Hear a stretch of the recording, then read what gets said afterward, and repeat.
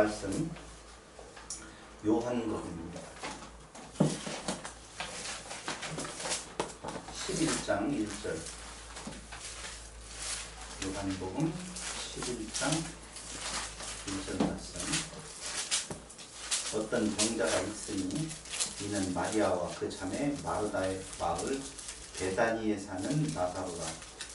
이 마리아는 향유를 주께 붓고 머리털로 주의 발을 닦던 자요, 병든 나사로는 그의 오라버니더라. 이에 그 너희들이 예수께 사람을 보내어 이르되 주여 보시옵소서, 사랑하는 자가 병들었나이다 하니, 예수께서 들으시고 이르시되 이 병은 죽을 병이 아니라 하나님의 영광을 위함이요 하나님의 아들이 이로 말미암아 영광을 받게 하려 함이라 하시더라.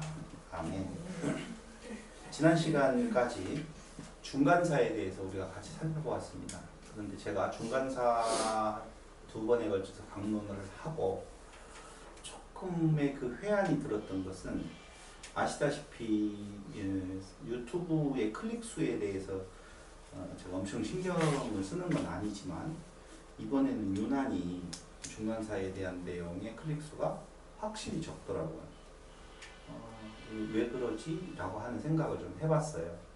제가 다시 한번 생각을 해봐도 별 재미가 없기는 없더라고요. 중간사가 별 재미가 없어요. 그 이야기는 제가 강론 굳이 안 하더라도 시중에 팔고 있는 조병옥 박사인가요? 통박사?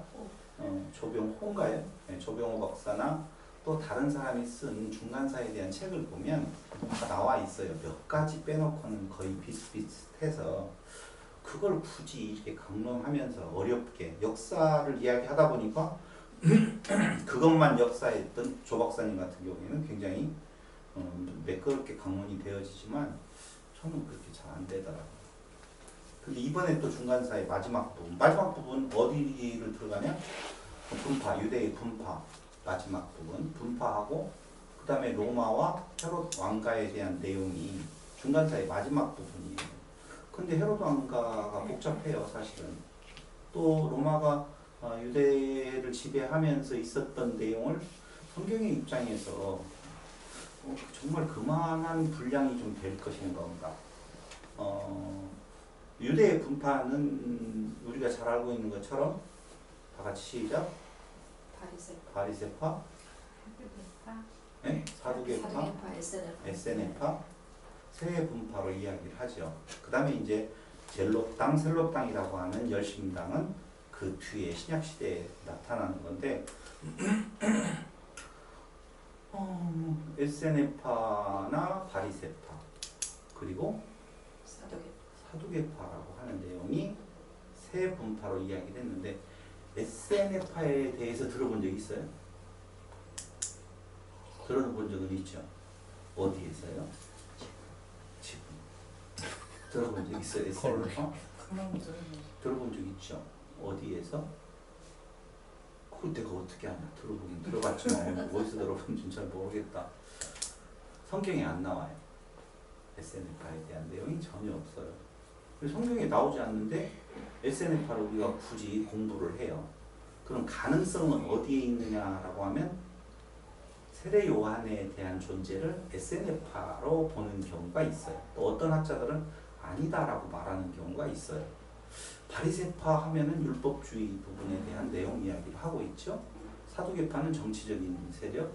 근데 사두개파와 바리새파에 대한 내용은 나오기는 나와요. 근데 무엇으로 나오느냐? 바리새파 하면 떠오르는 것이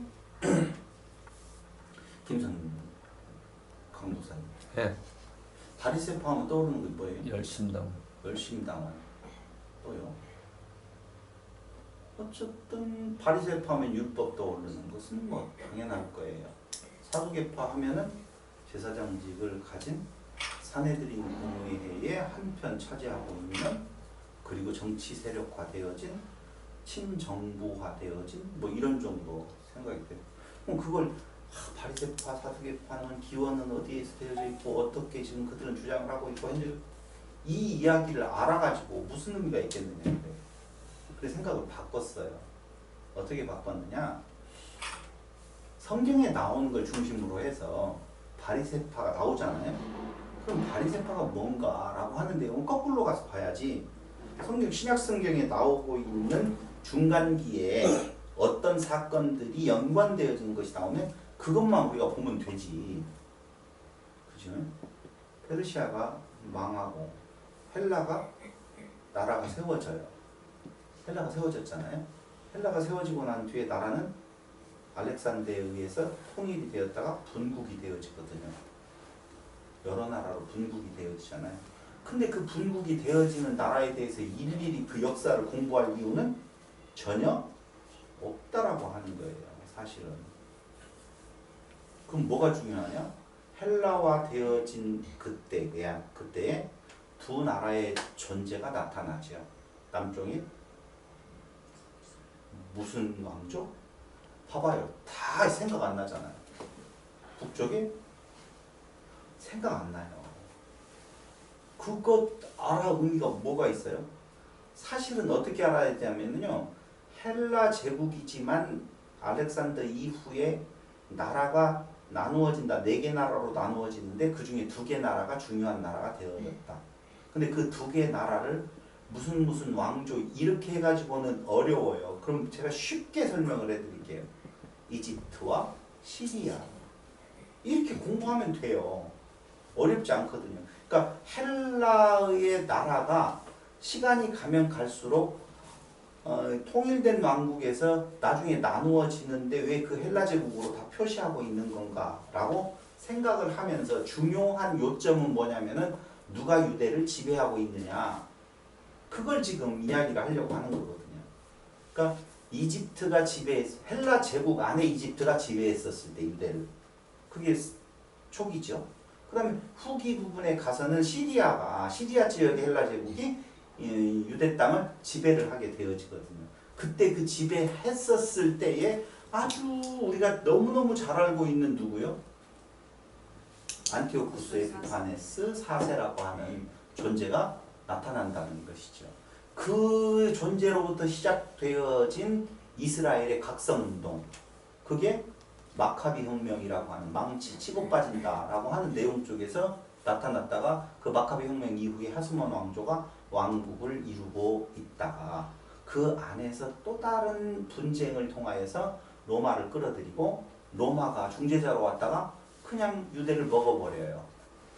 그리고 이제 유대가 로마의 포로가 되어지면서 신약 성경으로 이제 넘어오는 신약 시대로 넘어오는 그런 과정을 겪는데 지금 이야기한 거 이상 더 이상 알 것도 없고 더 공부할 필요도 없는데 우리는 그 안에 들어가가지고 지난번에 얼마나 많은 이야기들을 해놓았는지 그거 들어봐야 머리 아프니까 클릭이 안 되더라고 말입니다. 클릭 장사를 하려고 하는 것이 아니라 그렇다라고 보면 이 귀중한 시간에 그런 역사를 배우지 말고 성경을 우리가 공부한다라고 하는 내용 쪽에서 어떻게 하자? 공부하는 방법을 좀 바꾸자 해서 오늘은 제목이 뭐냐면요. 배경으로 성경 믿기예요. 배경을 알아야만이 성경을 이해하는 데 있어서 참 다르게 이해할 수 있는 바탕이 되어진다라고 하는 거예요. 말씀드렸어요. 이스라엘은 내부 4개의 분파가 있다라고 했는데 마지막 이야기했던 열심당이라고 하는 젤로신이라고 하는 열정적인 사람이라고 그들은 늘상 품에 단도를 차고 다녔어요. 그래서 시칼이라고 하는 단도인데 매국노를 암살하기 위해서 단도를 소지하고 있었다고 그래요. 그건 주후에 생겨난 분파니까 이스라엘 4분파 중에 중간사에 들어가지는 않아요. 그럼 에세네파, 사두개파, 바리새파가 있었다라고 보시면 돼요. 열심당원들은요. 예루살렘 성전이 무너지고 그리고 마사다에 피난 가서 거기에서 완전히 패망을 당하게 되어지거든요. 그러니까 젤롯당, 열심당은 그때 없어져요.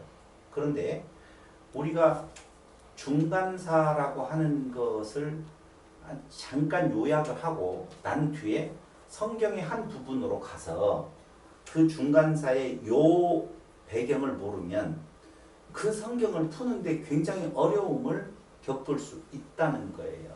봐봐요. 오늘 우리가 성경을 읽었던 요한복음에 보면 죽은 나사로가 하나 나옵니다. 나사로는 둘 나와요.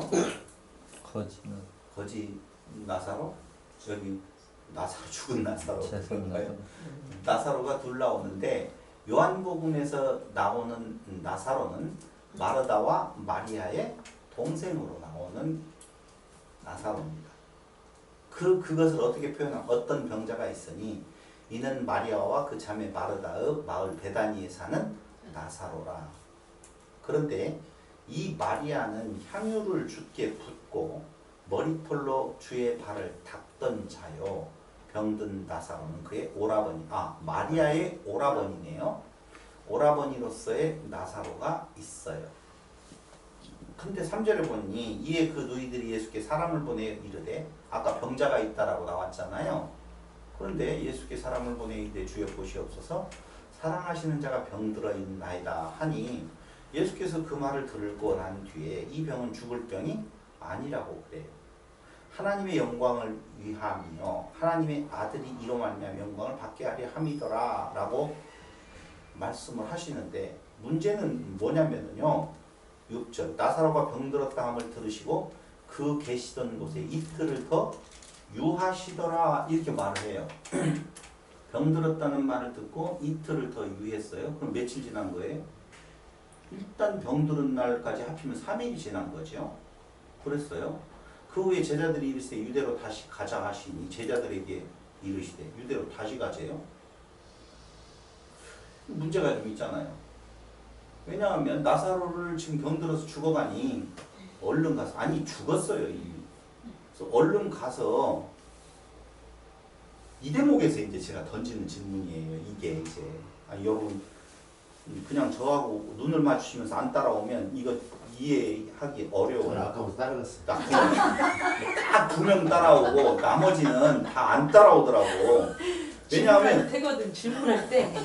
내용으로 들어가면 쉬운데 뭐가 그 전개하는 배경을 이야기하면 나하고는 상관없는 거죠. 이렇게 생각, 딴 생각을 찾으려고 하는 것 같아요. 봐봐요. 예수님이 이상한 행동을 하셔요. 그게 뭐냐면 유대로 다시 가자 이렇게 이야기를 해요. 그러니까 제자들이 말하되 랍비여 방금도 유대인들이 돌로 치려 했는데 또 그리로 가시려 하나이까? 라고 이야기를 해요. 예수께서 대답하시되 낯이 12시간이 아니냐.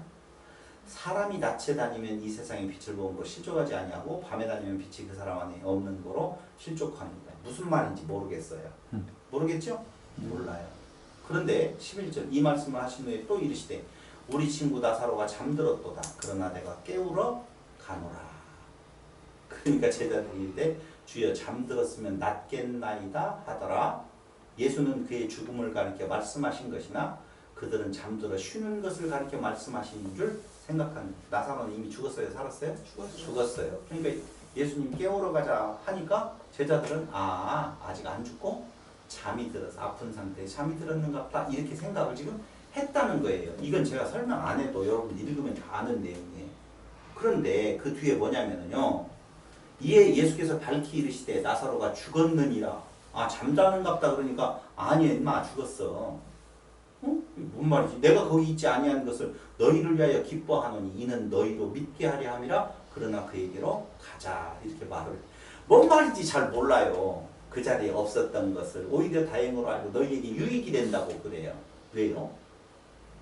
자 나사로가 지금 죽었어요. 잠들었다고 해요. 자는갑다 그랬더니 아니야 죽은 거야 이야기를 하면서 예수님이 뭐라고 말해요? 내가 그 자리에 없었던 것이 너희에게 유익이다 그 말이거든요. 그럼 벌써 딱 오잖아요.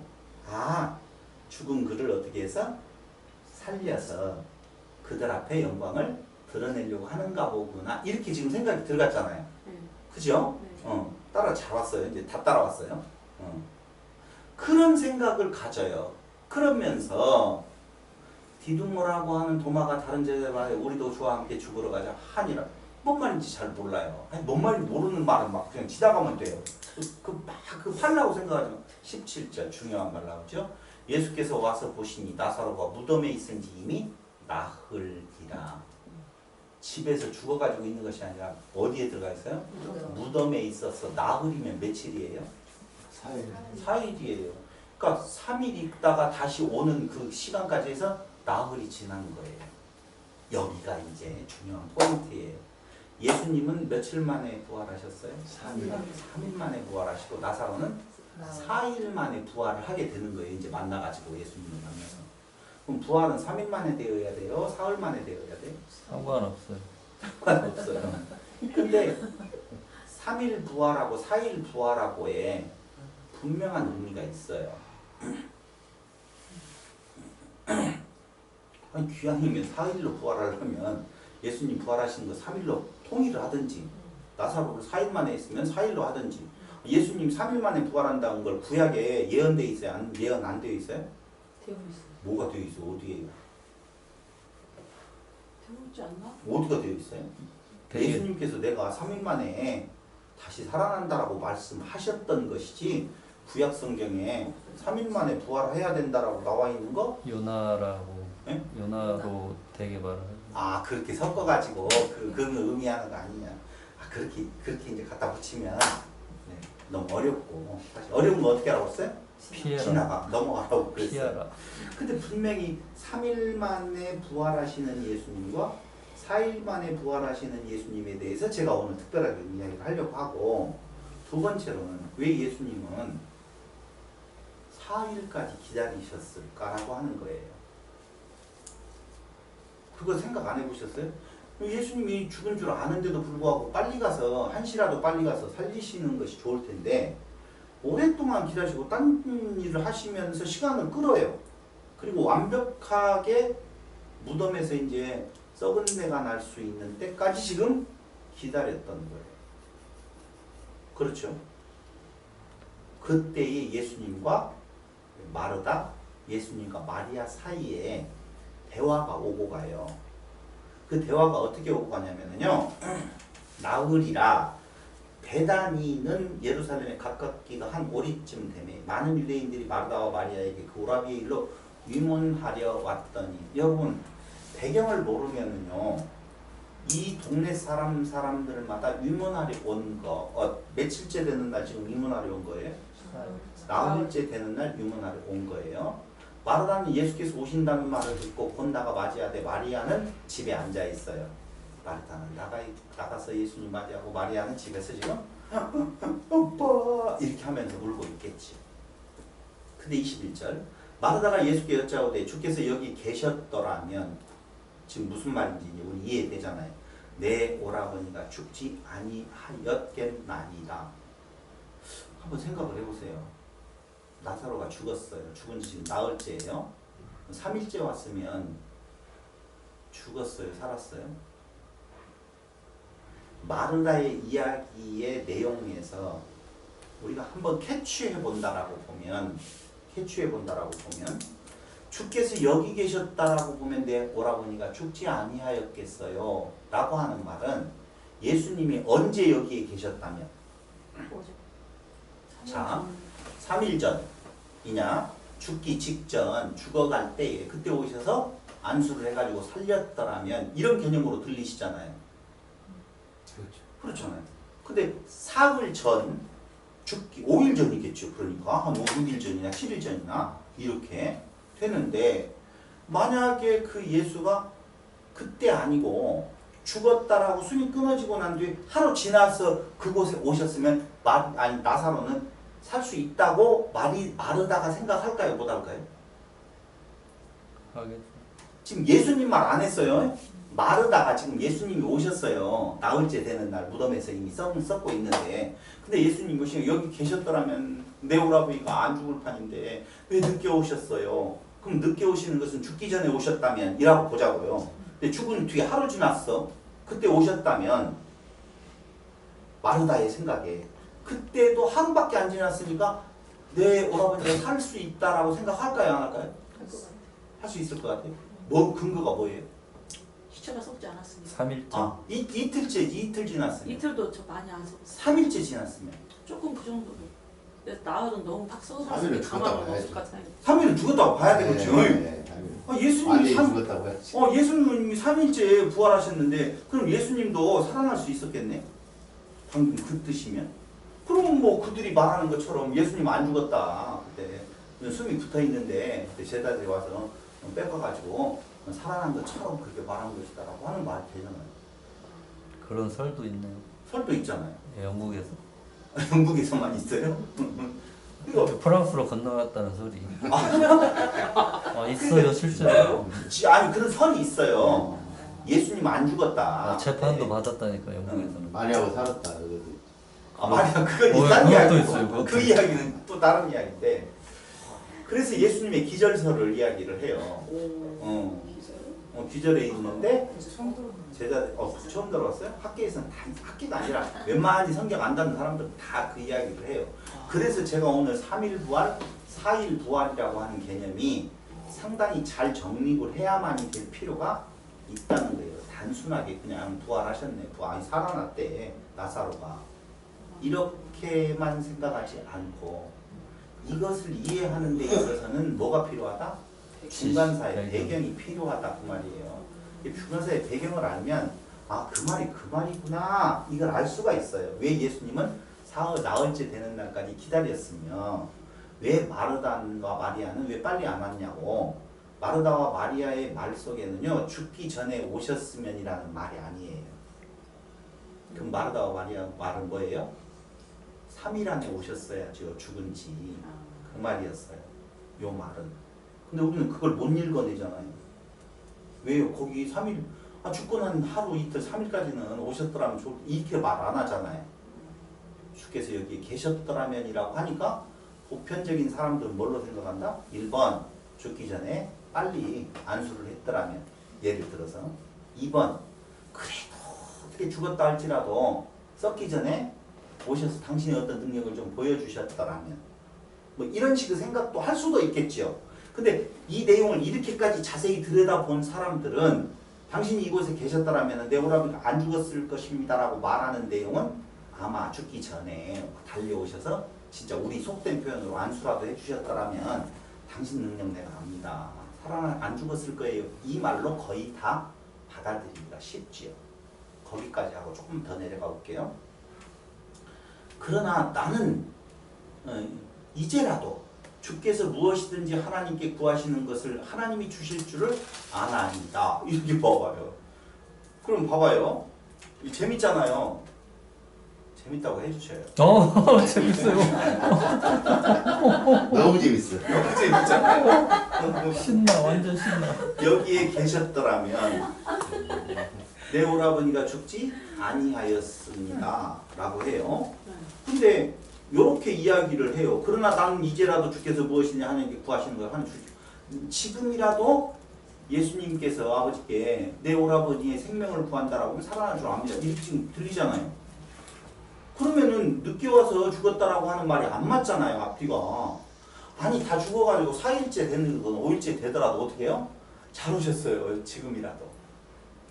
주께서 아버지께 구하면 내 오라버니가 살아날 줄 나는 믿어요. 이 말이 맞잖아요. 근데 앞에는 왜 늦었어요? 라고 책망하고 언제 끝났어요? 라고 하더니만 뒤에 가서는 나는 주께서 구하시는 거 다 들어주실 줄 압니다. 그 말은 다 같이 시작. 내 오라버니 살려줄 줄 압니다. 이 말로 들리잖아요. 그 말이죠. 조집사님 확실히 그렇게 들리시죠? 또 나중에 딴 소리 하지 마요. 이야기했어요. 그러니까 예수께서 이르시되 내 오라비가 다시 살아나리라 이렇게 이야기해요. 그렇지. 다 들어주신다고 난 고백을 했는데 살아나. 그러니까 야 맞아. 주여 고맙습니다. 내 오라버니를 위해서 이제 또 아버지께 기도하시겠죠? 이렇게 해야지 맞잖아요. 이제. 근데 전혀 딴 말을 해요. 마르다가 이르되 24절이에요. 마지막 날 부활 때에는 다시 살아날 줄을 내가 아나이다. 그럼 이 말은 안 맞잖아요. 안 맞는 것이 아니라 앞에 이야기했던 22절 나는 이제라도 주께서 무엇이든지 하나님께 구하시는 것을 하나님 주실 줄 아나이다 라고 이야기하는 말은 지금 이 죽어있는 이 자리에서 다시 살아날 줄로 아는 것이 아니라 당신 안에서 마지막 날에 그가 부활할 것, 다시 살아날 것을 그래요 나는 믿습니다. 이렇게 지금 말을 하는 거예요. 맞잖아요. 그 말이 그렇게 나왔잖아요. 내가 아나이다. 예수께서 이르시되 나는 부활이요 생명이 나를 믿는 자는 죽어도 살겠고 무릇 살아서 나를 믿는 자는 영원히 죽지 아니하니 이것을 네가 믿느냐 이르되 주여 그러하외다 주는 그리스도시요 세상에 오시는 하나님의 아들이신 줄 내가 믿나이다. 이 말을 하고 돌아가서 가만히 그 자매 마리아를 불러 말하되 선생님 오셔서 그걸 부르신다 하니 여기까지 마르다의 생각은 다 같이 이제 끝났어. 무엇은 없어? 지금 당장 나사로가 살아나는 거, 오라비가 살아나는 건 있어 없어? 없어. 그러나 무엇만 믿는다고 그랬어? 예수님이 하시는 말에 마지막 날 영적인 어떤 부활이 있다는 거 다 믿어요. 이제 끝났어. 끝! 마리아야! 선생님 모셨다. 하는 거예요. 지금 초상집이에요 지금. 충분히 이해되죠? 그러면서 너를 부신다 하니 마리아가 이 말을 급히 듣고 급히 일어나 예수께 나아가매 예수는 아직 마을로 들어오지 아니하시고 마르다가 맞이했던 곳에 그대로 계시더라. 마리아와 함께 집에 있어 위로하던 유대인들은 그가 급히 일어나 나가는 걸 보고 고카로 무덤에 가는 줄로 생각하고 따라가더라.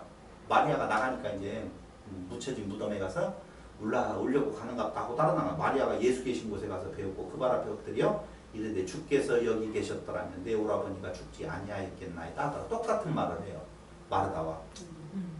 복수. 예수께서 그가 오는 것과 또 함께 온 유대인 우는 것을 보시고 심령의 비통이 여기시고 불쌍히 여기사 일시에 그를 어디 두었느냐 이르되 주여 와서 부옵소서 하니 예수께서 눈물을 흘리시더라. 왜 눈물을 흘리셨는 건가 조금 이따 이야기하도록 하고 눈물의 의미는 무엇인가 라고 해요. 그런데 무슨 이야기를 하느냐면요 36절 이에 유대인들이 말하되 보라 그를 얼마나 사랑하셨는가 하며 그중 어떤 이는 말하되 맹인의 눈을 뜨게 한 이 사람이 그 사람은 죽지 않게 할 수 없었더냐 하더라. 이 말은 도대체 무슨 말일까요? 자 시점을 한번 두고 보자고요. 동네 사람들이 지금 비웃어요. 맹인의 눈을 뜨게 해놓고 나사로 하나는 못 살리냐? 왜 비웃었을까요? 그들이 말하는 것은 죽은 자를 왜 못 살려내느냐라고 하는 말일까요? 아니면 죽기 전에 와서 맹인의 눈을 뜨게 한 것처럼 안 죽게 왜 못했느냐? 그 후자인 말일 것 같죠? 그럴 줄 알았어요. 후자가 아니에요. 난 전자. 난 전자. 난 중간. 중간자.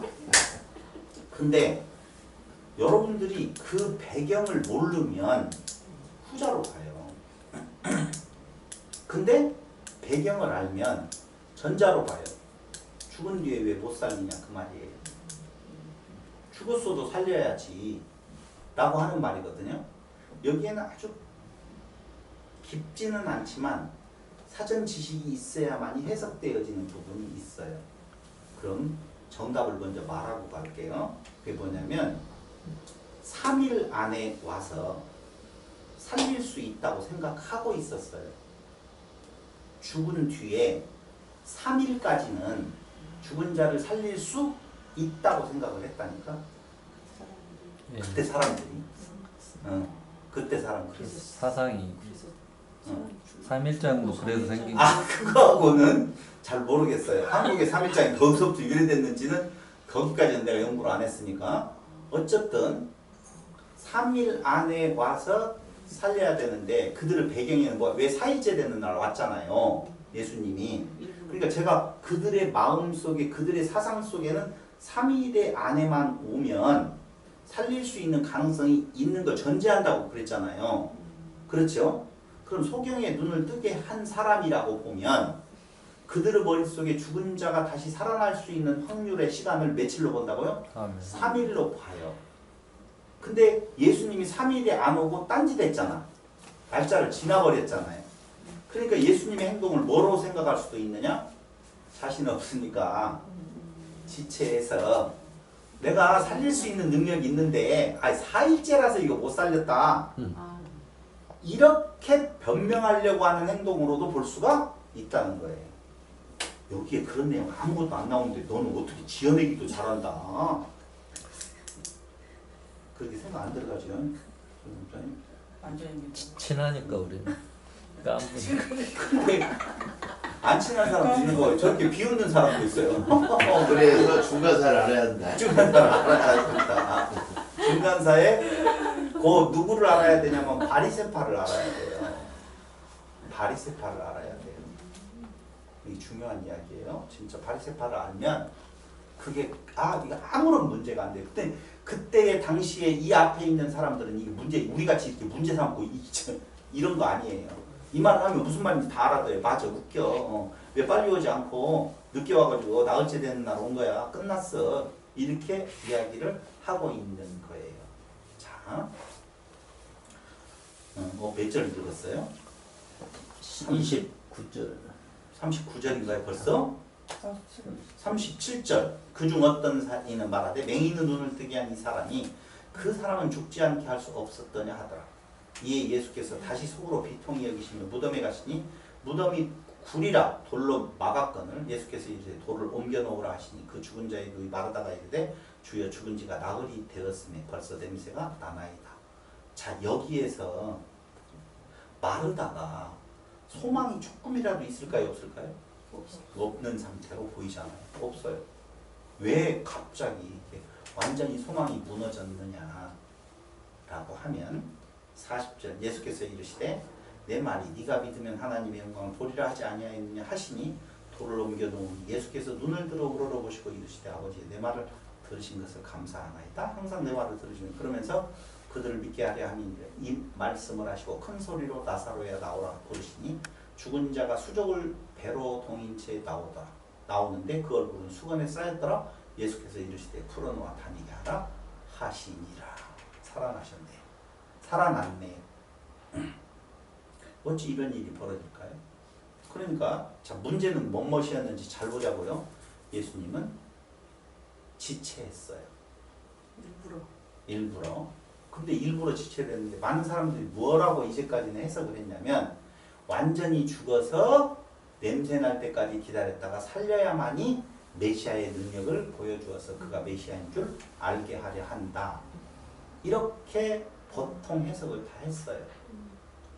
그거 다른 해석이 있었어요? 없었어요? 그 해석이 다였어요. 여기까지만 두고. 그러고 난 뒤에 예수는 나흘째 되는 날 왔어요. 그러니까 마르다나 마리아나 모든 사람들이 끝지 않습니다. 게임 끝. 나사로가 살아나는 것은 없어. 라고 생각을 해요. 그리고 마지막 날에 다시 사는 것 나도 믿어요. 여기서 이제 더 이상 수고하지 말고 그냥 끝냅시다. 라고 하는데 예수님이 살려버리셨어. 뭐지?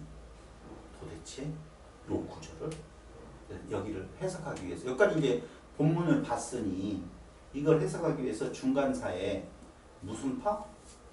바리새파에 대해서 우리가 알아봐야 될 필요가 있다는 거예요. 그러면 자연스럽게 이 요한복음 11장에 대한 내용이 해석이 되어져요. 자, 보세요. 바리새파가 나오기까지의 시대 상황을 우리가 본다면 페르시아의 고레스에 의해서 유대인들은 고토로 돌아오지요. 처음에는 누구한테 멸망당했어요? 바벨론에 의해서 멸망당한 유다가 파사의 고레스 왕에 의해서 고토로 돌아오게 되어졌어요. 귀환하여서 성전을 완공시키지요. 과정 다 빼요. 큰 얼개 이야기할 뿐이에요. 그런데 성전을 짓고 난 뒤에 변하지 않는 상황은 계속되어져요. 뭔가 새로운 왕국이 있어가지고 이제 뭐 그럴듯한 독립왕국이 세워지고 우리는 편안한 안정적인 그 해피한 생활을 하겠다라고 생각했는데 그거 안 와요. 그러다 보니까 그들의 삶은 게을러지죠. 신앙에서 멀어지게 되어지고 실망하게 되어지거든요. 그럼에도 불구하고 하나님의 율법을 사랑하고 그것을 지키려는 사람들이 있었어요. 그러니까 유대인들이 성전을 짓게 되어지고 무슨 일이 좋은 일이 벌어질 거야 했는데 그런 일은 벌어지지 아니하고 그냥 일상으로 흘러가 버리니까 이거 아무것도 아니네 하고 나태해질 때에 그때에도 꼭 열심을 내는 사람들이 있잖아요. 아무리 피곤하고 힘든 상황이 와도 긍정적으로 생각하는 사람들 언젠가 있을 거야. 특히 이단들은요. 금방 예수님의 재림이 있을 거다 뭐가 있을 거다 하면서 시간이 흘러가잖아요. 그런데도 실망하고 나오질 아니하고 그게 붙어있다. 아니야 내일일 거야. 내년일 거야. 올해는 틀림표가 이루어질 거야 라고 하면서 그렇게 가고 있다고. 내가 모 성도님하고 통화하면서도 자꾸 성도들을 곤란시키고 종 만드는 것은 분명히 성경에 있는 천년왕국이라든가 7년 환란이라든가 세대주의 어떤 부분에 있어서 역사를 가지고 장난치는 사람들이 2000년 동안 계속 속았음에도 불구하고 2000년 동안 속았잖아요. 내일 올 것이다, 내일 올 것이다, 내일 올 것이다, 내일 하면서 2000년 동안 지금 그런 일이 벌어지지 않았거든요. 근데 우리 예수 예전에 믿을 때 예수님의 재림이 우리 때에 일어날 것 같이 들었어요? 아니면 우리하고 상관없는 3000년 뒤에 일어날 걸로 생각이 들었어요? 이제 1999년에 막 그렇게 하면서 그때 같은 경우 2000년 넘지 아니하고 무슨 일이 일어날 것 같았잖아요. 그 예수 승천하시고 난 뒤에부터 2000년 동안에 그렇게 그 예수님이 오실 것 같은 막 그 긴박한 듯한 상황으로 살아간 때는 2000년대 이쪽 저쪽 이게 가장 강렬했겠죠. 강렬했겠죠. 강렬했을까요? 네. 그때만이 그렇게 강렬했을까요? 아니, 몰살을 때. 여러분 나올 때도 예수님 승천하신 이후에 2000년 동안에요. 수도 없는 기간 동안에 예수님 곧 오실 거라고 하는 이러한 일들이 무지하게 많이 일어났어요. 거의 매 해년마다 일어나고 있잖아요. 뭐가 끝나고 2000년이 지났는데 아무 일 안 일어나니까 이제는 아무도 종말론에 대한 내용에 있어서 예수님 재림 이야기 안 할 것 같았는데 바로바로 또 생기잖아 지금. 바로바로. 그러니까 여러분 속은 거예요. 2000년 동안. 앞으로 또 몇 년 동안 안 속을 것 같아요? 또 속아요. 중요한 이야기 하나만 먼저 할게요. 아니 하나님이 인간 사회를 섭리해 가실 때 내일 일을 알게 하셔요? 모르게 하셨어요? 모르게 하셨다고 했죠. 그렇죠? 알게도 시죠. 어디? 건진 법사. 아 그렇죠. 그 하나님이라고 했는데 법사가 하나님이면 그건 아니고 하나님은 사람들이 내일 일에 대해서 알지 못하도록 하셨다라고 정의 내리고 있어요. 그런데 사람들은 내일 무슨 일이 일어날 건가를 관심 있게 봐요. 그래서 요한계시록이 언제 무슨 일이 일어나는가 연구해요. 연구하는 것이 잘못됐죠? 아니 잘 못 연구하는 게 아니고. 아니요, 잘못됐어요. 아 연구하는 게. 연구하는 게 잘못됐어요. 아, 예. 왜냐하면 논리적으로 맞아야 되잖아요. 알지 못하게 했다. 했는데 무슨 일이 벌어질 줄로 나와 있다. 안 맞잖아요. 논리가. 문제가 생기잖아요. 생긴다고 여러분들이 다 동의 안 해주면 그 다음으로 못 나가요. 연구 없다. 제청합니다. 그럼 고마워요. 그런데 봐봐요. 세상 일도 내일 일을 알지 못하게 하신 분이 육체를 벗어버리고 영원한 세계의 내일을 알게 하셨을까요? 말이 안 되잖아요.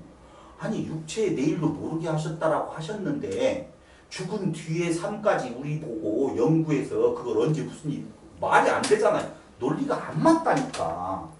그런데 사후 예수님 언제 오셔서 그때 천년 사후에 대한 내용 관심 1도 없어요. 구약성경에 보면 1도 없어요. 구약에서 나오는 미래의 죽은 뒤의 삶에 대한 단어는요 스올 하나밖에 없어요. 다른 거 없다니까. 근데 우리는 굉장히 거기에 신경 많이 써요. 죽은 뒤의 삶에 대해서 왜 그렇게 신경 많이 쓰는지 몰라요. 불안해요. 네? 불안해요.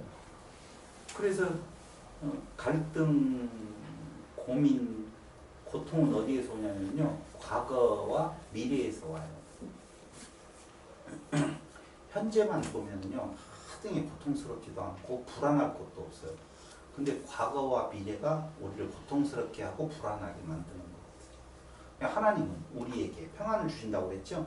그 어디에서 살아라는 거예요? 오늘. 현실에 살아라는 거거든요. 근데 우리는 현실은 놔둬. 지금 눈 뜨고 있으니까 내일이 궁금해. 과거 왜 그런 일이 벌어졌지? 그쪽으로 간다? 희한하게. 그러니 아파요. 과거를 생각하면. 미래를 생각하면 불안해요. 그래서 모으자. 과거를 치료한대요. 뭘 치료를 해요? 치료 안 돼요. 그럼 어떻게 돼요? 현실 보고 살아가면 재미있어요. 현실은 죽어요? 안 죽어요? 살아있으니까 현실인 거예요. 죽어 있으면 현실이라는 건 없다니까요. 다 과거로 갔지. 그냥 두려울 거 하나. 넌 좋겠다. 두려움이 없어서. 그래서 그 말을 하려고 하는 것은 아니었어요. 그래서 결국은 게을러진 신앙생활에도 불구하고 하나님의 율법을 사랑하고 그것을 지키려고 하는 사람들이 있었어요. 그 상황에서. 그러니까 귀환해가지고 성전을 지었는데도 불구하고 나아진 생활, 독립은 이루어지지 않고 계속적으로 압박받은 상태에서 살아가고 있었을 때 성도들은 신앙생활에 게을러지고 진짜 속되게 표현하면 캐세라예요. 근데 그런데도 불구하고 신앙 율법을 지키면서 율법을 사랑하면서 그것을 지키려고 하는 사람들이 있었다는 거예요. 그들을 누구라고 하죠? 바리새파? 바리새인. 내가 그렇게 말을 하면 이제 걸려 들은 거예요. 그건 이제 아니요, 너무 조금만큼 간 거고 한 단계 거쳐가면 그들을 하시딤이라고 했어요. 하시딤. 하시딤이라는 단어는 경건한 사람들이라는 뜻이거든요. 그러니까 그 시대 상황 속에서도 경건한 무리들이 있었어요. 그런데 이 경건한 사람들은 엄격한 율법주의적 생활을 추구했던 유대인들인데요. 안티오쿠스 에피파네스 4세 그 헬레니즘화에 대항을 해서 세속을 멀리하고 경건한 율법주의적 생활을 주장하게 되어져요. 그때에 마카비의 혁명이 일어나게 되어지고 그들과 하시딤과 마카비가는 동맹을 맺고 독립운동을 시작하게 되어져요. 근데 나중에 그들이 하스몬 가문과 헤어져요. 왜 헤어지는 건가? 다른 거 아니에요. 그 와중에도 종교적인 자유만을 찾아서 그들이 세속화되어지는, 헬라화되어지는, 하스몬 왕조도 결국은 어떻게 되어져요? 헬라의 물을 들어가요. 그러니까 그들하고 결별하고 따로 떨어져 가는데 문제는 뭐냐? 마카비 가문의 요나단이 통치하던 시기, 우리 지난 시간에 배웠잖아요. 요나단이 통치하던 시기에 요나단 왕이 대제사장직을 겸하게 된 사건이 발생해요. 그건 다 나와 있어요. 요나단이 왕이에요. 하스몬 가문의 왕으로 등극을 했는데 그 요나단이 야, 나는 왕만 하는 것이 아니라 대제사장도 내가 할 거야. 재정 일치를 만들어 버려요. 절대 그럴 수 없는 거거든요. 유대에 내려오는 전통상으로는, 아니 전통의 율법에는 왕의 가문, 제사장, 대제사장은 어디에서만 나와야 돼요? 아론 지파에서만 나와야 되는데 이거 아니란 말이에요. 그러니까 왕이 대제사장직을 같이 가져버리니까 이때에 하시딤들은 세 분파로 나누는 거예요. 나누이는 거예요. 한 분파가 뭐예요? SNF파. SNF파는 이런 거예요. 완전한 꼴통 보수. 꼴통이라고 하니까 이상하죠? 신앙을 지키려고 하는 보수 신앙. 이렇게 생각하시면 돼요. 근데 아니야. 뭐 하나님의 뜻이 여기에도 있겠지. 이것도 하나님 세우신 왕국 아니겠어? 라고 하면서 왕국과 친하게 지내는 파가 있어요. 그건 무슨 파? 사도계파예요. 그걸 철저히 자유주의 쪽이에요. 보수가 아니라 진보예요. 근데 중도가 있겠어요? 없겠어요? 있어요. 근데 그 중도는 보수 쪽에 가까운 중도예요. 그게 바리새파예요. 이제 이해 좀 됐을 거예요. 그러니까 철저히 사두개파는 정치적이라고 보면 사두개파, SNF파는 철저히 종교적이에요. 세속적이 아니에요. 내가 말 잘했어요. 사두개파는 정치적이라고 보면 SNF파는 완전히 종교적이에요. 그래서 SNF파는요 모세 오경 외에는 받아들여지지도 않아요. 나머지를 받아들여지지도 않고 모세 오경을 중심으로 살아가요. 그래서 세상하고 분리되어져 살아가 버려요. 그게 쿰란 공동체, 쿰란 사회 쪽에 그곳에 가서 한 4,000명 정도 되어졌다고 그러거든요. 그러면서 신앙의 순수성을 지키면서 모세오경을 중심으로 한 신앙생활을 했는데 그들이 잘하는 일이 무엇이냐? 목욕이었대요. 왜 이 말을 하냐면요. 누구요? 세례 요한이 요단강가에서 세례를 주고 이 말이 목욕하러 내려오는 상태 거기에서 목욕시키는 세례와 목욕은 같은 거라는 의미에서 세례 요한을 에세네파로 거의 보는 부류가 많아요. 또 어떤 사람은 아니다 라고 하는 경우에 중요한 건 아니에요. 중요한 건 아니에요. 여기에서 바로 사두개파, 에세네파, 바리새파가 탄생하게 되어져요. 그래서 에세네파를 간단하게 정말 간단하게 이야기를 하면은요 성경에 언급된 곳은 전혀 없어요. 에세네파는. 그렇기 때문에 우리가 공부할 필요가 있어요? 없어요? 없어요. 굳이 공부를 한다라고 보면 어떤 때 세례 요한의 어떤 특성을 통하여서 그쪽으로 좀 이렇게 볼 수가 있는 여지는 좀 있어요. 그래서 예수님이나 신약의 어떤 인물들도 쿰란에 방문한 적이 전혀 없기 때문에 쿰란, 그들이 살고 있는 쿰란 공동체 사회의 한쪽에 없기 때문에 성경에서는 에세네파에 대한 전혀 언급이 없다. 근데 이들은 왕이 대제사장직을 겸하는 것을 극렬하게 반대해서 희생자가 발생하게 되어지고 그들은 사해 북쪽에 있는 쿰란 지역에 가서 공동체를 형성하면서 살아가는데 그들은 특별히 결혼을 반대하거나 찬성하지 않아요. 결혼을 하라고 장려하지도 않고 결혼을 하면 안 된다라고 하지도 않아요. 근데 결혼하는 율이 많겠어요? 결혼 안 하는 율이 많겠어요? 안 하는 율이 많아요. 하는 것도 쉽지 않고. 근데 그들의 공동체가 어떻게 유지되어져 왔었느냐? 그들은 양자를 드려요. 그래서 한편 오늘날로 놓고 보면 수도원 공동체와 같은 삶을 살아요. 살다가 언제 없어지겠어요? 거시기 때. 거시기 때. 그걸 제가 말씀드린다면 AD 68년에 로마에 의해서 완전히 에세네파도 파괴가 되어집니다. 없어졌어요. 두 번째 사두개파예요. 요나단느 대제사장 등극에 찬성하는 자들이에요. 있다고 그랬잖아요. 무조건 정복편. 그러니까 그들은 대우받아요. 로마 시대에도 역시 로마하고 친하게 지냈어요. 사두개파. 그래서 거의 제사장직은 사두개파에서 나와요. 그들은 당연히 부요해요. 왜냐하면 1년에 2차례씩은 꼭 성전에 오잖아요. 제사드리러. 그럼 그들이 물질을 갖고 오면 누가 다 먹어요? 사두개파들이 다 먹기 때문에요. 예루살렘 성전을 중심으로 한 종교 귀족들이라서 제사장직에 올라서 귀족 계급을 형성을 하면서 물질적인 풍요, 종교적, 정치적인 힘을 가지고 1년에 3번씩이죠. 미안해요. 예루살렘 성전에 가서 제사 드릴 때 그거에 대한 혜택을 무지막지하게 본 친구들이에요. 주 70년 예루살렘 성전이 무너지면서 어떻게 되어질까요? 성전을 중심으로 했었던 존재들이기 때문에 성전이 무너지니까 그들도 완전히 역사에서 사라져버리죠. 이들은 헬레니즘 숭상하죠? 당연하죠. 세속과 친하니까 헬레니즘 받아들여요. 선지자들의 예언서를 거부해요. 예언서를 거부하고 그들은 현실 속에 오직 모세 오경의 권위만을 인정을 해요. 누구도요? 사두개파. 제가 아까 에세네파가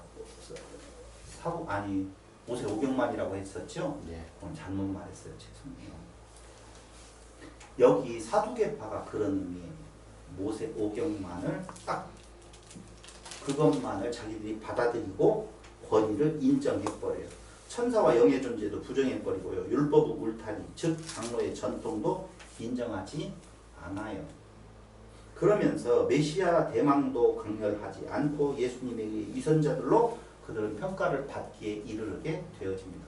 그런데 생각을 해보세요. 사두개파에 대한 성경의 지적이 많던가요? 별로 없어요. 바리새파에 대한 내용, 서기관들에 대한 내용이 주를 이루고 있어요. 왜 그럴까요? 이미 포기해서 사들까. 그럴 수도 있겠지요. 근데 왜 그러냐면 결국 오늘 이야기하려고 하는 이 바리새인들에 대한 내용이 주를 이루어져요. 누구하고?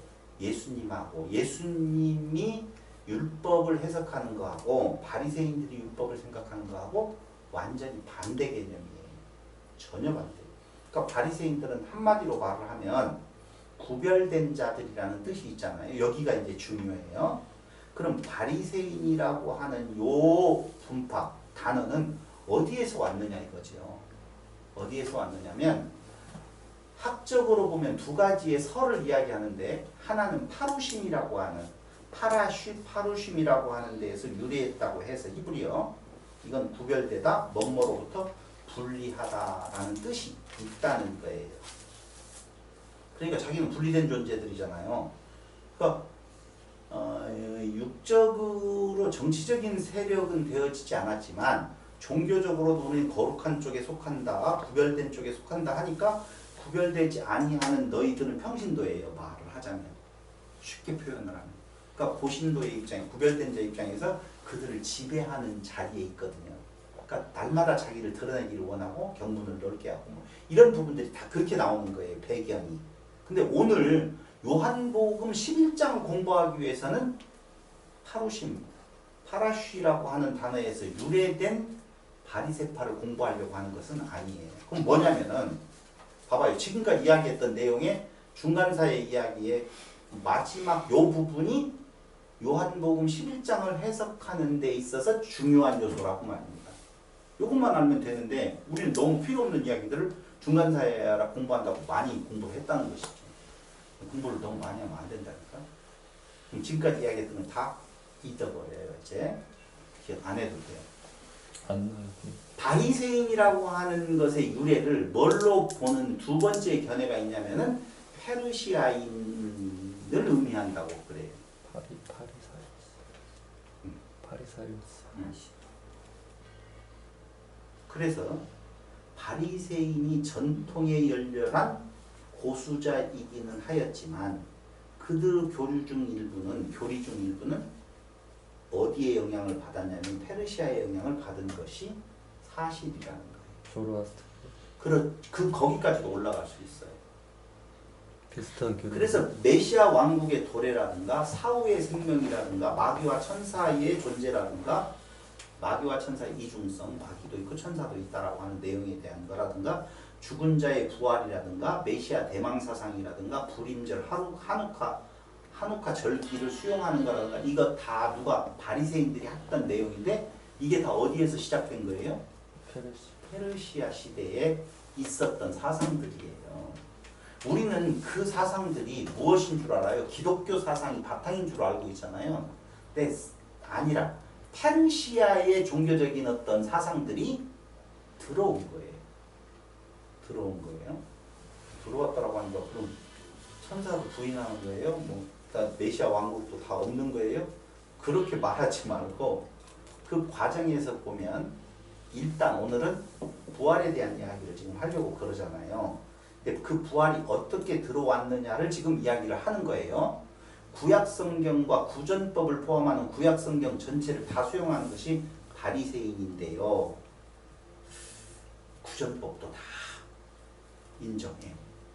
그래서 장로의 유전 이런 말 나오잖아요. 성경이 아닌데도 불구하고 그들은 그걸 중요하게 여긴다라고 하는 내용이 그 중간사의 시대에 형성되어진 바리새파의 특징이에요. 그래서 그들은 레위기식 규범의 엄격한 적용. 마태복음 9장 11절을 한번 보시면 마태복음 9장 11절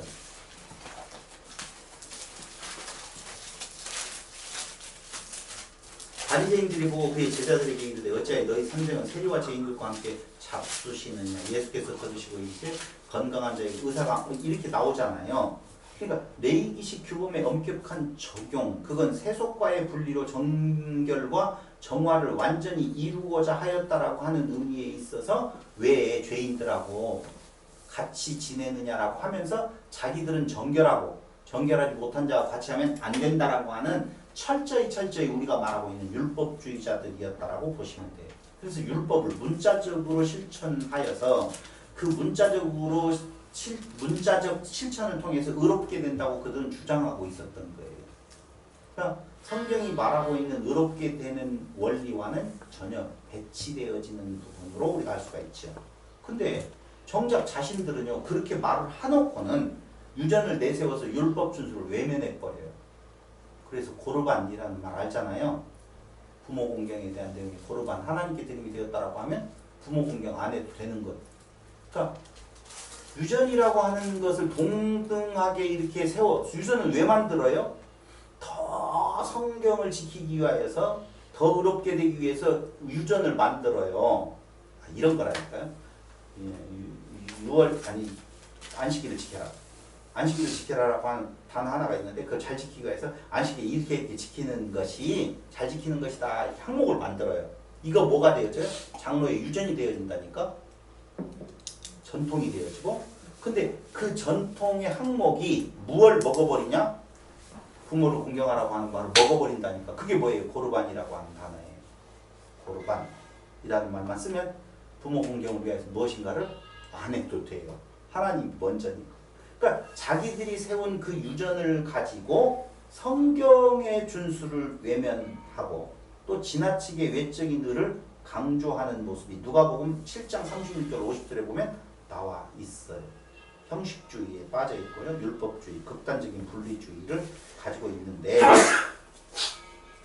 그들을 향하여서 예수님이 책망하시는 내용은 독사의 자식, 맹인, 외식하는 자, 된 마귀의 자식, 엄청난 질타를 받게 되어지는 것이 마태복음 23장에 나와 있어요.